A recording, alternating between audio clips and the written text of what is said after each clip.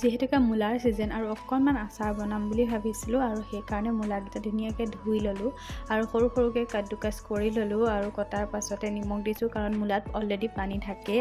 নিমখ দিয়াৰ পাছত যিমানখিনি পানী থাকে সকলোবিলাক ওলাই যায় আৰু এয়া ঢাকি দিছোঁ আৰু ঢাকি দিয়াৰ পাছতে অলপ দেৰি পাছত চাওকচোন কিমান পানী ওলাই গ'ল আৰু ধুনীয়াকৈ চেপি ল'ব লাগিব আৰু মই এয়া চাওকচোন ধুনীয়াকৈ চেপি লৈছোঁ মূলাখিনি আৰু এয়া কিমান পানী ওলাইছে।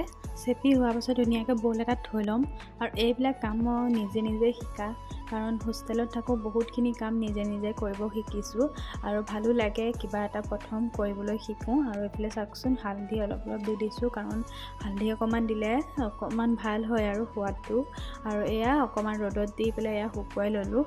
লগতে দিম নহৰু আৰু আদা, মই বেছিকৈ নাই বনোৱা অকণমানেই বনাইছোঁ যিহেতুকে প্ৰথম বনাইছোঁ। এয়া তেলতে গোটেইখিনি দি দিছোঁ, পাঁচফোৰণ, ৰেড চিলি আৰু মই দিছোঁ পেকেটিঙৰ ভোট জলকীয়া, এইটো খাবলৈ বহুত টেষ্টি হয় আৰু এয়া সৰু বটল এটাত ভৰাই দিছোঁ আৰু জলকীয়াখিনিও দি দিছোঁ।